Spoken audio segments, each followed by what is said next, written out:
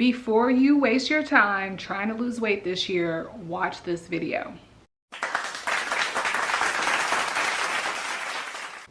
Hi, I'm Brianna, and I gained 20 pounds during the COVID-19 pandemic. At first, I gained 5 pounds, and it was reasonable. I was eating ice cream every day. I was not working out because the gyms were closed, and I gained weight. But when I got myself together and started working out with the help of an online service thing, I lost the weight. I was my normal weight of 167. Somehow, as soon as the gyms opened, I just started gaining weight again. And between mid-June and mid-July, I had gained about 10 pounds. It was like, it was just coming on just so fast. Like I don't know what it was. I wasn't eating ice cream and candy every day. Even though I was immediately alarmed and immediately trying to figure out what was going on, I continued to gain weight. I went from 167 to my highest, which was about 186. And that was February 2021. And then May 2021 was when I finally was ready to change. Now, I'm very, very ready to be on somebody's diet. Now, even though I said that I was only ready to change in May, I tried to change the whole time, and I learned a lot about myself along the way. I think that was really important. But what I really learned is you cannot change if you don't actually want to change. So that's what I'm going to talk about. Now, I think it's great to be self-aware and care about weight gain. So if you know that you weigh more than you need to weigh, that's important to acknowledge and be upfront about. But every reason to lose weight is not enough to motivate you. I ultimately had to accept myself. I had to accept that I gained weight and it's my fault. Actually, it didn't take me that long to do that because I used to be a personal trainer. I have a degree in health promotion. I was a certified health fitness specialist, and I know the games that people play. It's everybody else's fault. You're looking for all these reasons. You got metabolic syndrome.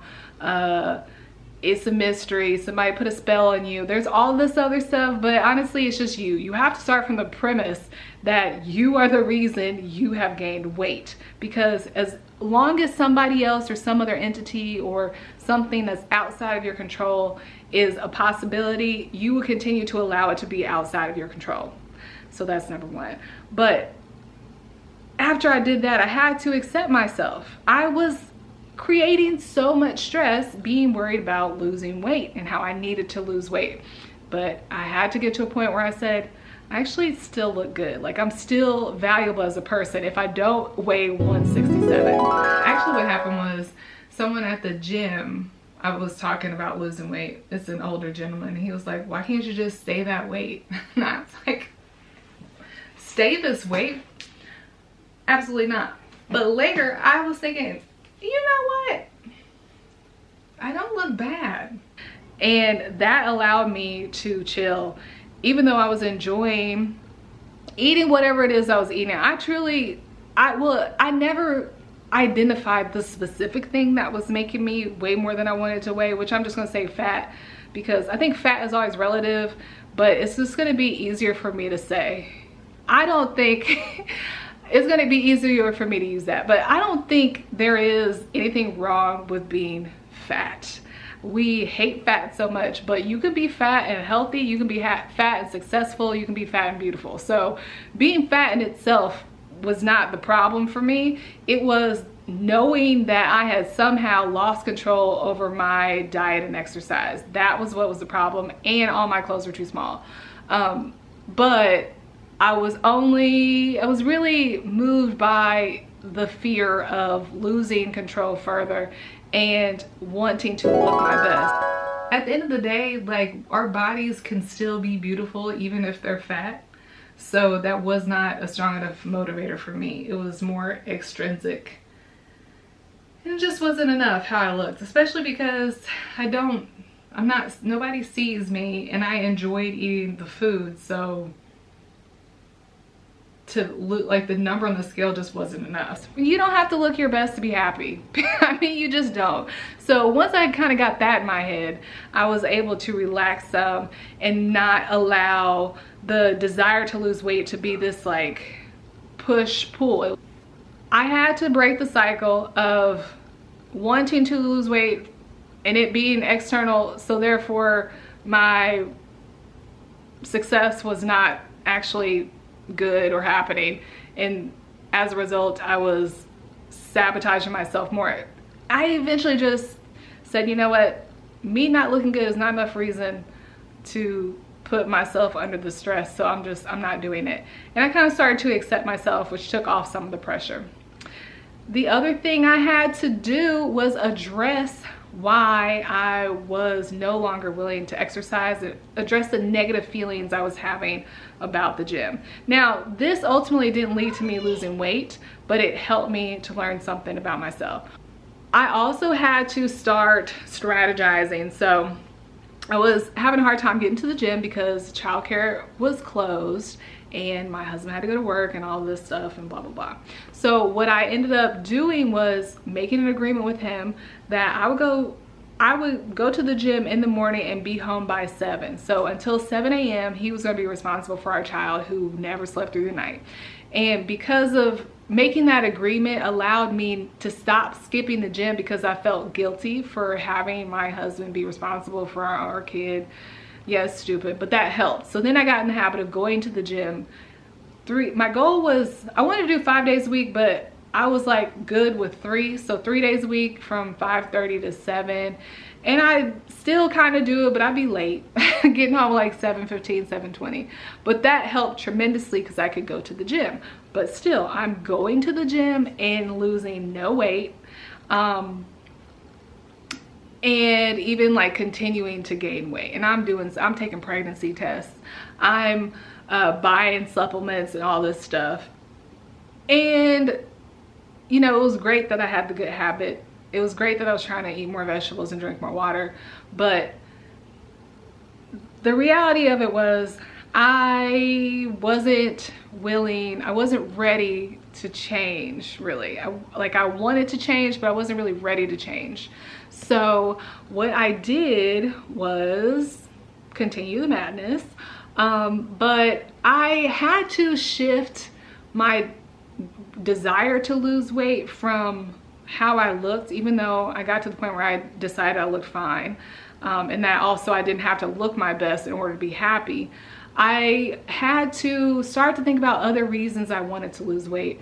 And the one that went out was the fact that I was exhausted all the time. It was like I'm working out so much and I can't sustain it. I'm just tired because I'm eating a lot of bullshit. To be honest, I was eating a lot of junk and it was canceling my efforts. But the reason I'm ready now is because when my son looks at me and he says, you can play with me if you want to, or you can play dinosaurs with me if you want to, let's play tag, and I don't have the energy to do it, that it's unacceptable. And I was feeling badly about the example I was setting for my son, and also like the fact that I was having a lot of bad food available to my son. That helped me to change. Oh, the other thing that is really important is I think my son has a poor diet and I think it impacts his behavior, and his diet cannot be better than my diet. If I'm eating sweets, I can't really successfully keep him from eating sweets and having those habits, and he's so young. I don't want to be responsible for a lifetime of poor food choices and lack of self-control. So this is for him as much as it is for me. So in May, I did the Whole30 challenge. Now, I'm not going to advocate for diets. I know my body. I have a very good self-image when it comes to my body. I have a generally good relationship with food, but I know my body, so I don't have a problem with doing diets. When it feels unhealthy for me, I'm gonna quit. But a lot of people, you do a diet and it becomes like you can't moderate without being on a diet, and you get too extreme about it, and it's like one or the other, and you're excluding food groups and blah blah blah, and you don't have any like intuition about it. So, you know, maybe you don't want to do a diet. But for me, that's what worked. It worked for me because I needed to submit. I needed to admit to myself, like, you ain't doing this right. And I needed to have a timeout so that I could feel what was going on. What I learned was that I was definitely compulsively eating. Like, I did not know. There were so many times when I was on this diet that I wanted to eat, I wanted to binge, I wanted to just eat stuff for no reason, that I didn't realize because I never had a reason not to. So I was able to identify that I was under a lot of stress, which a lot of us were during the pandemic. I was under so much stress and I was eating it. I was just eating it. So that helped me to be more mindful of my stress and more mindful of what I was eating, and that I was not coping with stress. And now, even though I don't follow that diet still, when I find myself compulsively eating a bunch of sweets, eating, just like keep putting stuff in my mouth, I know something's wrong. You need to address that. And then I can address that, or I can just be aware and be looking for when that season ends. What happened to me, I think, during the pandemic was we were under so much stress for a long amount of time that it became, I started not really noticing the stress, but also I just created these bad habits. So while we were stressed out for a while, like let's say we were stressed for 6 months, for another 4 months, I kept doing the same things I was doing when I was stressed. So the diet for me was good for me to get a handle on those things. And I went from 186 and I'm now typically 175, still not at 167, but to be honest, I look good. I mean, I'm glad I finally recognized that I don't have to be the best I've ever been in order to be in a good place. I still need to do better about eating. I think I need to do some counseling and talk about my sense of food insecurity, even though I clearly don't have it. Like, I have money and food. And even when I grew up, it's not like I was starving all the time. So I don't really know where this comes from. But if I can plan ahead more and not, instead of having this expectation to not have food, I could probably be even healthier.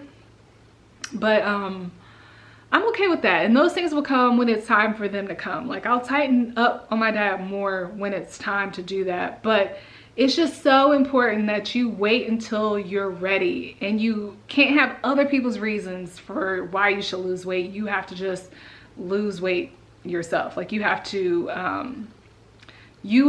have real compelling reasons, and you have to be ready. Like, you can't really make yourself ready. I think continuing to think about it and talk about it is part of the process that helps move you through Prochaska's trans-theoretical model of readiness to change, that helps you move from like pre-contemplation to contemplation to preparation and then action. But you can't just go from pre-contemplation when you are being told you have a problem, or maybe even contemplation, you're told you have a problem, but it doesn't feel like a problem to you. You can't really just go from there to action. You still have to, it has to become real to you, and you have to be prepared. Today, my husband started 75 Hard, which was actually my idea months ago. And I didn't think I was gonna be able to do it for some other reasons. And so when those reasons weren't a factor, I was like, okay, I'm doing this, but I'm not ready to start today. And I just had to say, like, you're gonna have to do this without me, because I can't go from pre-contemplation to action. I'm not going to sustain my success. So it's important to know about yourself. Be honest with where you are. Take accountability. You are the reason you've gained weight. You might find down the line there's another reason. Like, I actually learned that I have PCOS. I learned that in June.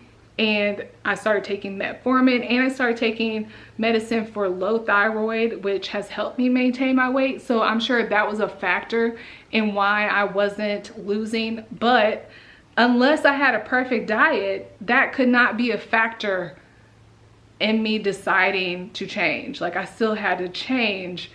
I couldn't let those things, I had to take on all the responsibility and actually change. And you have to do something that's sustainable.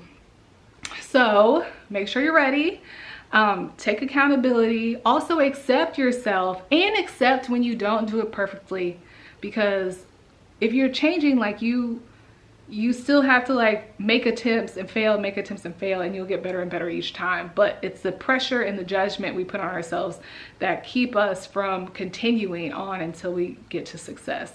So hope that helps. I am happy with my body now. I've still been working out. Another thing I noticed, even though I was working out like super regularly, I wasn't trying very hard. And part of that's because I didn't have a good workout program. Now I do this program over and over and over. And even though I'd like to do something else, it helps to have a program period to do. That helps me to work hard at the gym. And my husband's an exercise physiologist. I didn't mention that, but he can make me workouts. I have a lot of resources for that, but that really helps. So hope that helps. Good luck to you if you're trying to lose weight in 2022. And let me know where you are in the process. Let me know if you have any questions. If you like this video, please give it a like. If you like me, please subscribe. And I'll see you on the next video.